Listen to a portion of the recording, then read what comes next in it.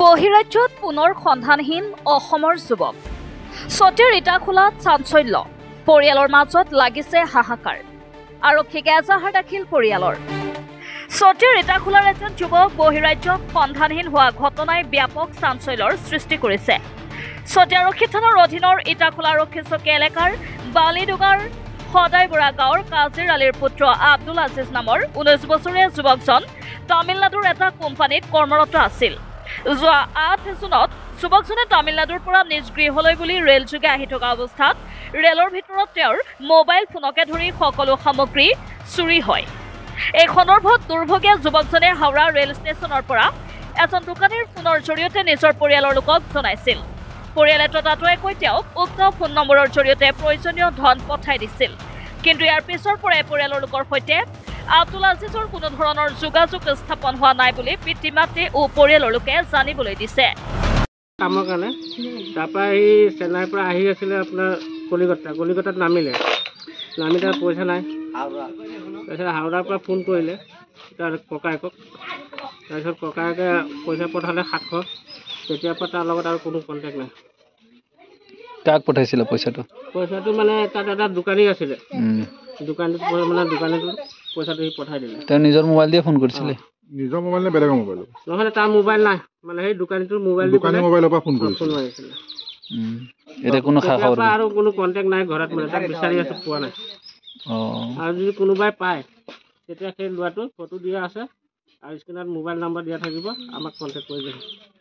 আৰক্ষীক জনাইছে আপোনালোকে হয় আৰক্ষীক জনাইছে তাত ইজাহাৰ দিয়া আছে কি নাম আছিল ল'ৰাজন আব্দুল আজিজ আমাৰ ল'ৰাটোক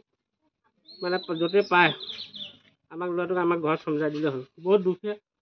ঘৰ দুৱাৰৰ অৱস্থা কিমান তাৰিখৰ পৰা হেৰি হৈছে 12 তাৰিখৰ পৰা নাই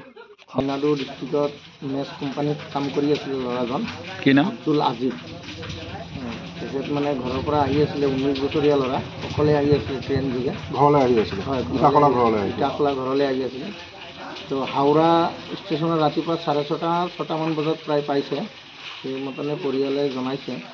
তাৰ পৰাই ল'ৰাটো নিৰ্দেশ হৈ গৈছে তেওঁলোকে আহি পোৱা নাই মানে হাওৰা ষ্টেচনত যোৱা 12 তাৰিখে ৰাতিপুৱা 6:30 বজাত এটা দোকানীক মানে ফোন কৰিব দিছিলে তেওঁ আকৌ মানে নাম্বাৰটোত সেই নাম্বাৰত যোগাযোগ হৈছিলে তেওঁ পইচা পঠাইছে 700 টকা তেওঁৰ মানে ট্ৰেইনৰ পৰা চব জোতা চেণ্ডেল মোবাইল চব চুৰি হৈছে চৰকাৰক জনাওঁ যে অলপ অনুসন্ধান কৰি প্ৰশাসনৰ লগত যোগাযোগ কৰি অলপ প্ৰশাসনে যাতে ল'ৰাজনক দৰিদ্ৰ ল'ৰাজনক ওলাই দিব পাৰে সেইটো মোৰ ফালৰ পৰা গাঁওৰক্ষী বাহিনীৰ তৰফৰ পৰা চৰকাৰক অনুৰোধ জনাওঁ কামত গৈছিলে কামিলটো তাৰ পৰা এই আহি আছিলে 3 দিনমান ফোন পাইছোঁ পিছত পাৰৰ পৰা 6টা বজাত পইচা নিছে 700 টকা তাৰ পাছৰ পৰা ফোন নাই কাক ফোন কৰিছিলে ল'ৰা কাক ফোন কৰিছিলে বেলেগৰ মোবাইল দি ফোন কৰিছে মোবাইল চব আপোনালোকক ফোন কৰিছিলে মানুহে চব লৈ গৈছে মোবাইল যোৱা 12 জুনৰ পৰা বৰ্তমানলৈকে যুৱকজনৰ কোনো সম্ভেদ নোপোৱাত চিন্তিত হৈ পৰিছে পৰিয়ালটোৱে আৰু অৱশেষত ইটাখোলা আৰক্ষী চকীত নিৰুদ্দেশ সম্পৰ্কে এখন এজাহাৰ দাখিল কৰিছে যদি কোনো সদাশয় লোকে যুৱকজনৰ কিবা সম্ভেদ লাভ কৰে তেনেহলে 8638739771 অথবা 8838890152 এই নম্বৰত যোগাযোগ কৰিবলৈ আহ্বান জনাইছে জামুগুৰি হাটৰ পৰা আনোৱাৰ আহমেদৰ ৰিপৰ্ট NV লাইভ।